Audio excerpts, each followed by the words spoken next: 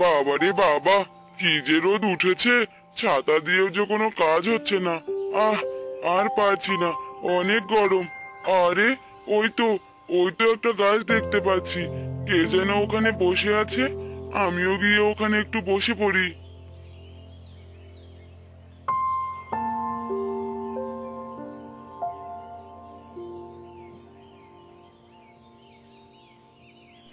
আরে, কি ব্যাপার দাদা, এখানে এভাবে বসে আছো যে? কি হয়েছে? হ্যাঁ, কি আর হবে, এই গরমে কি আর কাজ করা যায়, তাই গাছের নিচে বসে আছি। তা তুমি ঠিকই বলেছো, আজ অনেক গরম পড়েছে, আমিও দোকান বন্ধ করে এলাম। এভাবেই তারা দুজন কথা বলতে থাকে।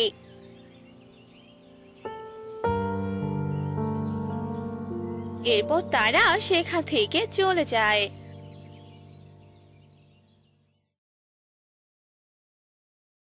আর বিমল বাড়িতে ফিরে আসে। গিন্নি, ও গিন্নি।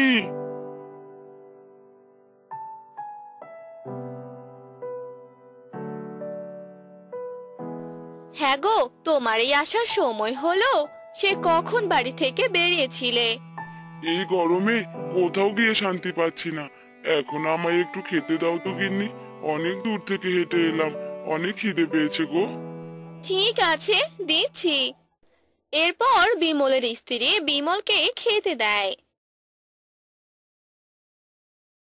খাবার শেষ করে বিমল শুয়ে পড়ে। কি গো, এই গরমের দিনে তুমি ঘুমাবে নাকি? হ্যাঁ গো গিন্নি, অনেক ঘুম পাচ্ছে, গরমের দিনেই আমার বেশি ঘুম পায়, কি আর করব, এখন যে আমার ঘুমোতেই হবে। হাহ।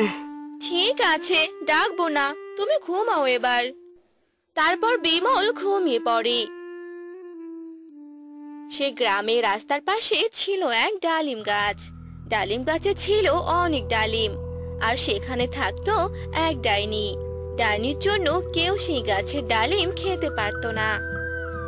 না, এই প্রত্যেকটা দিন ডালিম খেতে আর ভালো লাগে না, অনেক গরম পড়েছে, আর এই গরমের দিনের পান্তা খেতে খুব ইচ্ছে করছে। কি যে করি, যাই একটু গ্রামের ভিতরটা দেখে আসি, দেখি কোথাও পান্তা পাই কিনা। এই বলে সেই ডাইনি গ্রামে চলে গেল।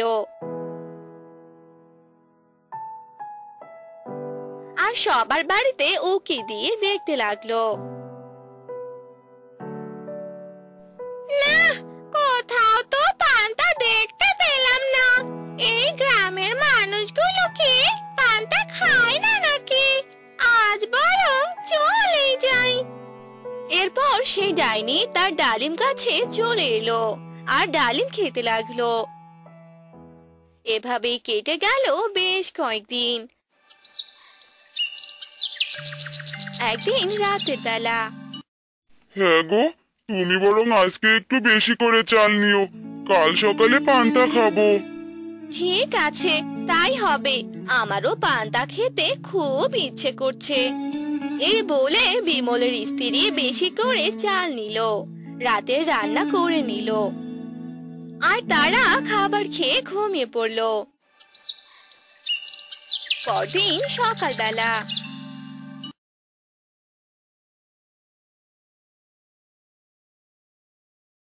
বিমলের স্ত্রী রান্নাঘর থেকে পান্তাগুলো নিয়ে আসতে লাগলো,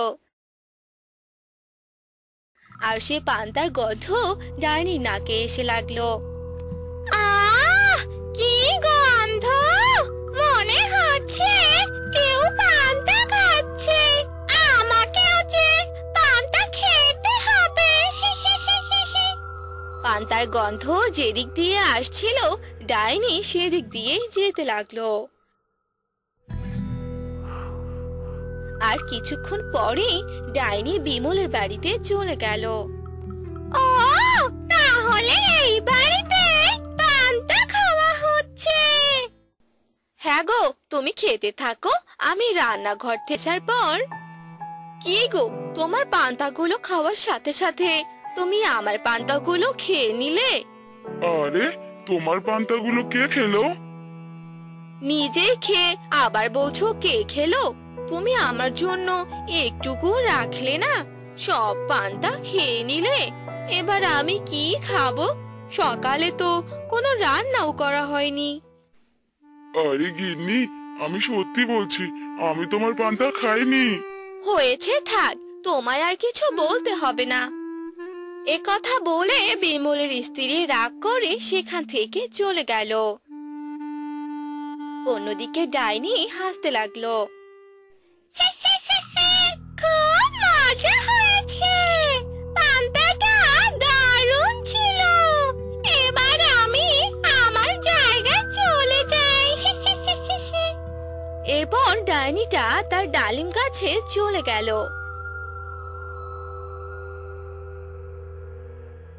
বিমলও তার কাজে চলে গেল।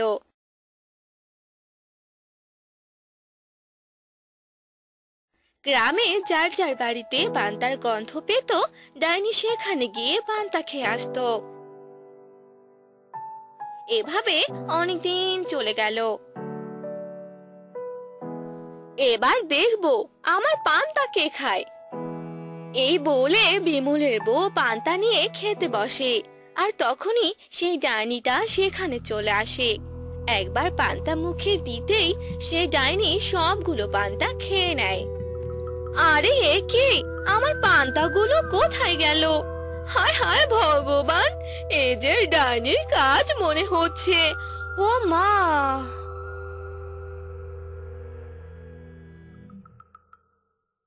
আরে গিন্নি, ও গিন্নি, কি হয়েছে তোমার? গিন্নি,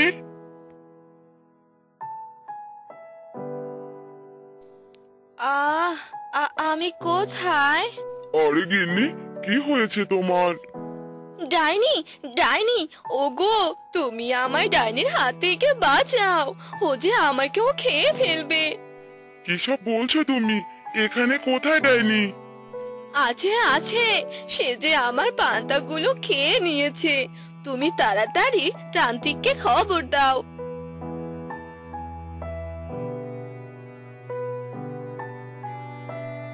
বউয়ের কথা শুনে বিমল তান্ত্রিক বাবাকে বাড়িতে নিয়ে আসে আর ডাইনির ব্যাপারে সব কথা খুলে বলে। এসব শুনে তান্ত্রিক যজ্ঞ করতে শুরু করে আর ডাইনিকে ডাকতে থাকে। আরে, কে আমায় ডাকছে? আমায় যে এখানে থাকতে দিচ্ছে না, তার কাছে যে আমায় যেতে হবে। কি হয়েছে রে? আমায় এভাবে ডেকে আনলি কেন? এসব কি শুরু করে দিয়েছিস তুই? তুই এই গ্রামের সবার পান্তা খেয়ে ফেলছিস কেন? এই গরমের দিনে পান্তা খেতে সবারই ভালো লাগে, আর তাই আমিও খেয়েছি। এতে দোষের কি রে? তুই তো কাউকেই খেতে দিচ্ছিস না, সব একাই খাচ্ছিস। তোর জন্য গ্রামের সবাই অতিষ্ঠ হয়ে গেছে। তুই পান্তা খাওয়া ছাড়বি নাকি আমি তোকে বেঁধে রাখবো? না না না না, আমি পান্তা খাওয়া ছাড়তে পারবো না। তাহলে তুই আমার কাছে বন্দী হয়ে থাক সারা জীবন। না না, আমায় বন্দি করিস না। এরপর আর তোমাদের পান্তা খাবে না। এবার আমি আসি।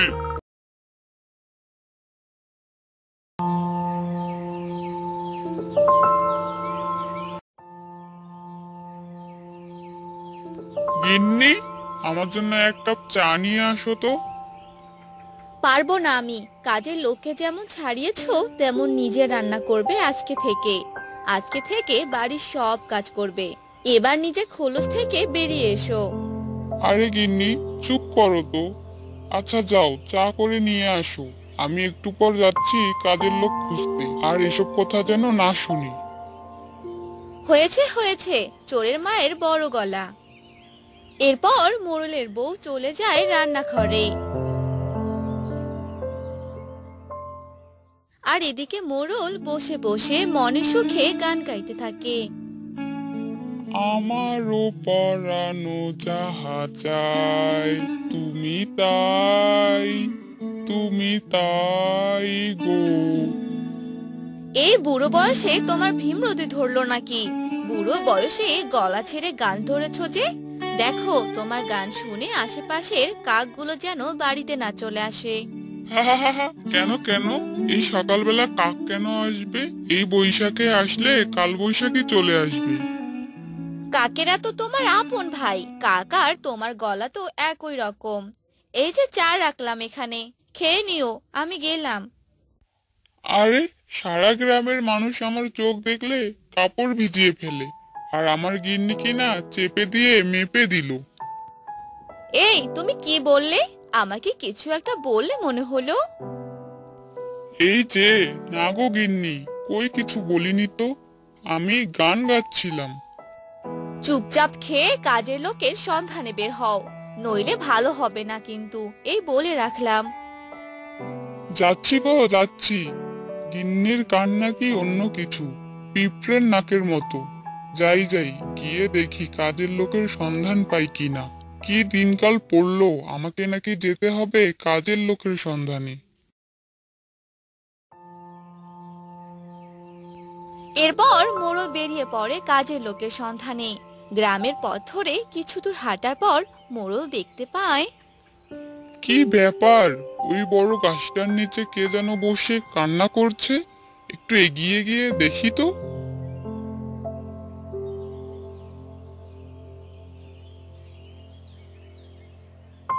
এ কি, এই মেয়ে, কে তুমি? এই গাছের নিচে বসে কান্না করছো? কে কে? আমি রাখি, পাশের গ্রামে থাকতাম। আমার এখন দুকুলে কেউ নেই। এই গ্রামে এসেছিলাম কাজের সন্ধানে, কিন্তু কেউ কোনো কাজ দিল না। তা এবার কান্না থামিয়ে বলো তো দেখি, কি কি কাজ পারো? আমি বাড়ির সব কাজ পারি, রান্না থেকে শুরু করে সব। ভালোই হলো, বেশি দূর যেতে হলো না। আচ্ছা, তুমি আমার সাথে চলো, দেখি আমার বাড়িতে তোমাকে একটা কাজের ব্যবস্থা করে দিতে পারি কিনা। আপনি এই গ্রামের মোড়ল বুঝি? হ্যাঁ, এবার চলো।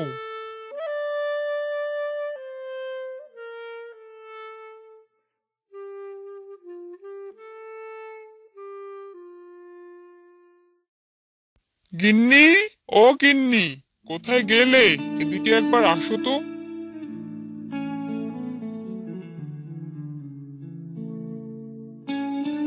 কি হলো কি? এভাবে ষাঁড়ের মতো চিৎকার কেন করছো? এ কি, এই মেয়ে আবার কে? গিন্নিমা, আমি আপনাদের বাড়ির নতুন কাজের মেয়ে। ভালোই তো ফটর ফটর করো দেখছি। তা সব কাজ পারো তো নাকি? এ নিয়ে আপনি কোনো চিন্তা করবেন না গিন্নিমা। আর কিছু ভুল হলে একটু শিখিয়ে দেবেন। শুনেছি আপনি নাকি দয়ার সাগর। কোথায় শুনলে এসব কথা? এই তো আসার সময় শুনলাম। লোকে বলা বলি করছিল আপনি নাকি দয়ার শরীর। গ্রামের অসহায় গরিব দুঃখীদের আপনি কত সাহায্য করেন। আরে, ওরা একটু বেশি বলেছে।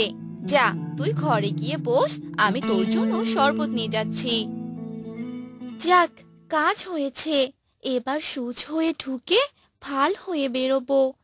এমা, গিন্নিমা, এসব আপনি কি বলছেন? আপনারা বরং ঘরে যান, আমি শরবত করে আনছি। আচ্ছা, এদিকের হাতের কাজগুলো শেষ করে রান্নাটা বসিয়ে দিস।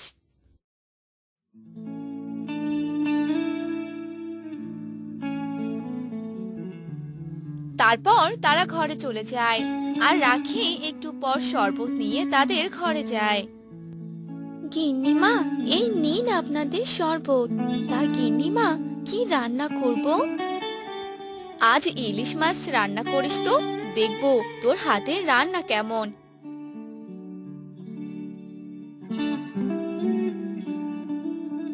বাহ, শরবতটা তো দারুণ হয়েছে খেতে।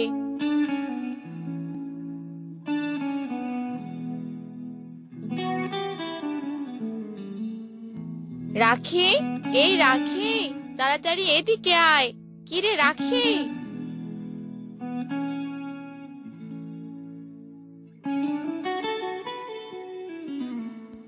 কি হলো গিন্নিমা, এভাবে ডাকছেন কেন? রাখি, তাড়াতাড়ি যা, গ্রামের বৌদ্ধ মশাইকে খবর দে। তোর বড়বাবু যে কেমন করছে, বিছানা থেকে উঠতে পারছে না।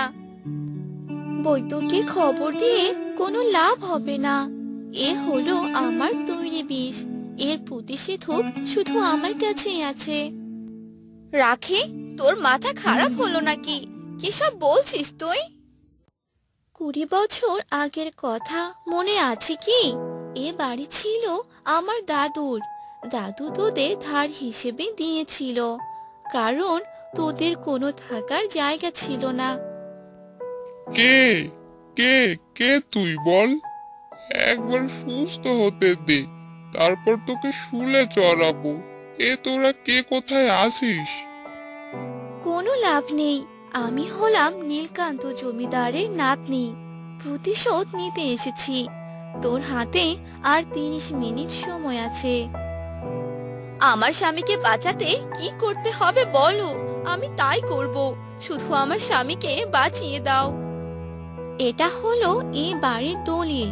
শুনেছি মোড়ল নাকি এই বাড়ি আপনার নামে করেছে, তাই আপনি এই কাগজে একটা টিপসই দিয়ে দিন। না গিন্নি, তোমার কিছু হবে না, তুমি এ ভুল করো না। মোড়লের কথা উপেক্ষা করে মোড়লের স্ত্রী সেই দলিলে টিপসই দিয়ে দেয়। এই নে, এটা তোর স্বামীকে খাইয়ে দে, আর এখান থেকে অনেক দূরে চলে যা। ধার করা বাড়িতে আর থাকতে পারবি না তোরা।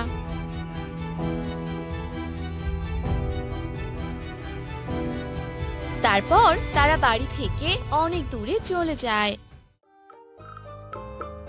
দাদু দেখো, আজ তোমার ধার দেওয়া বাড়ি আমি উদ্ধার করেছি, কিন্তু আফসোস তুমি দেখে যেতে পারলে না।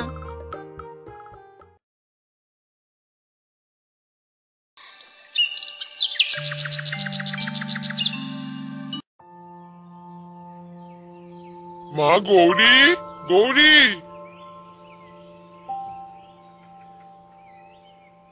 হ্যাঁ বাবা, ডাকছো কেন বলো? আমি জমিতে কাজ করতে গেলাম, দুপুর হলে আমার জন্য খাবার নিয়ে জমিতে আসিস তো মা। কি সব বলছো তুমি বাবা? আমি জমিতে যাব মানে? তাও আবার এই রোদে? না না বাবা, আমি এই রোদে বাহিরে যেতে পারবো না। বাহিরে গেলে যে আমার চেহারা নষ্ট হয়ে যাবে। কি সব বলছিস রে মা? বাবার জন্য তুই খাবার নিয়ে যেতে পারবি না? না বাবা, আমি যেতে পারবো না। দেখেছো মেয়ের কথাবার্তা, সে নাকি খাবার নিয়ে যেতে পারবে না। ওগো, তুমি কাজে চলে যাও, আমি তোমার জন্য খাবার নিয়ে যাব। বেশ, তাই করো। এ রোদে যদি আমি যাই তাহলে আমার চেহারা কালো হয়ে যাবে, আর সবাই আমায় দেখে হাসাহাসি করবে। এ কথা বলে গৌরী সেখান থেকে চলে গেল।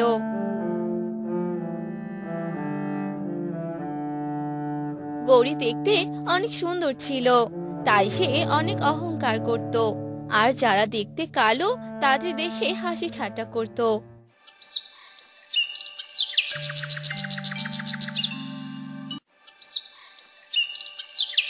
একদিন সকালবেলা, গৌরী, গৌরী, কোথায় তুই?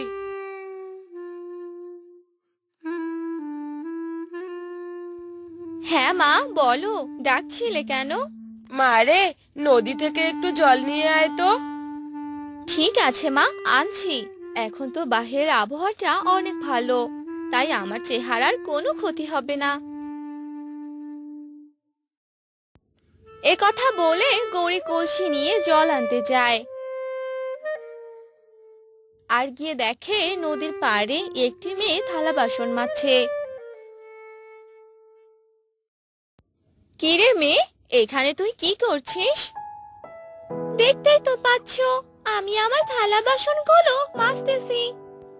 হ্যাঁ, তোর সাথে এই কাজটি যায়, কারণ তুই তো ছাইয়ের মতো কালো। আর দেখ, আমি জলের মতো পরিষ্কার আর সুন্দর দেখতে, আর এর জন্যই আমি জল নিতে এসেছি। সবই তো ভগবানের দেয়া, তাই এইসব নিয়ে অহংকার করে কি হবে? তুমি তোমার চেহারা নিয়ে খুব অহংকার করছো, তাই না? আমি অহংকার করব না তো কে অহংকার করবে? তুই। আমি সুন্দর বলেই তো অহংকার করছি। তোর কি হিংসে হচ্ছে নাকি? না না, আমার কোনো হিংসে হচ্ছে না, কারণ আমার যা চেহারা আছে আমি সন্তুষ্ট। সন্তুষ্ট না হওয়া ছাড়া যে কোনো উপায় নেই। তুই বরং সারাদিন এখানেই থাক, আমি চলে যাই। বেশিক্ষণ বাইরে থাকা যাবে না। এ কথা বলে গৌরী জল নিয়ে সেখান থেকে চলে যায় আর মাকে গিয়ে বলে, এই যে মা, জল নিয়ে এসেছি। আমি আর এখন কোনো কাজ করতে পারবো না, আমি ঘরে গেলাম। এই মেয়েকে দিয়ে আমি কোনো কাজ ভালোভাবে করাতে পারি না। মেয়ে যে আমার কোনো কথাই শুনতে চায় না। এই মেয়েকে নিয়ে যে আমি কি করব? এরপর গৌরীর মা কাজ করতে থাকে।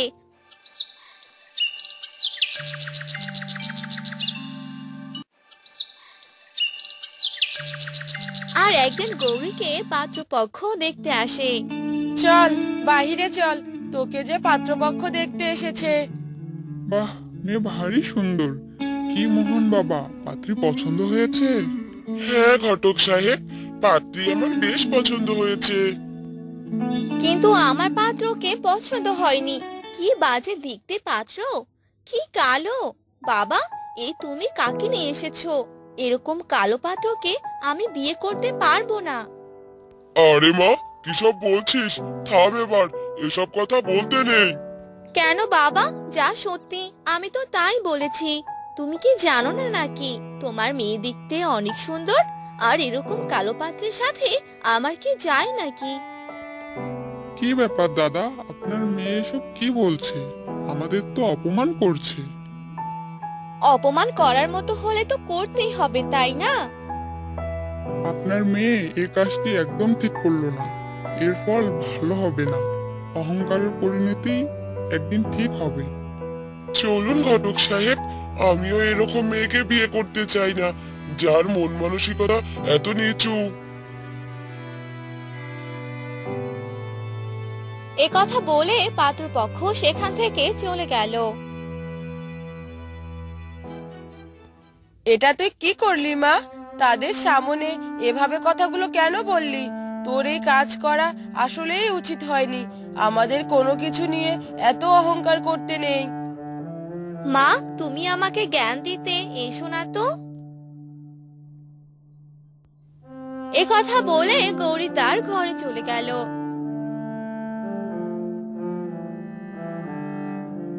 এভাবে কেটে যায় বেশ কিছুদিন। আর একদিন গৌরী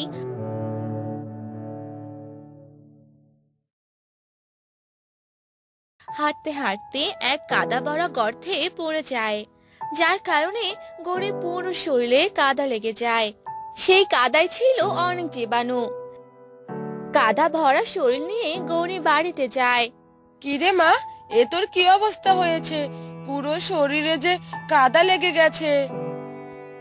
হ্যাঁ মা, আমি যে এক কাদা ভরা গর্তে পড়ে গিয়েছিলাম।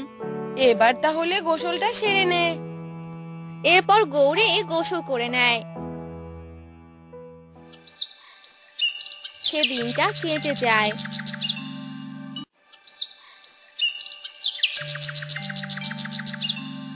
পরদিন সকালে গৌরী ঘুম থেকে উঠে তার চেহারা দেখতে যায়। আরে এ কি? এসব কি উঠেছে আমার মুখে? মা, দেখে যাও।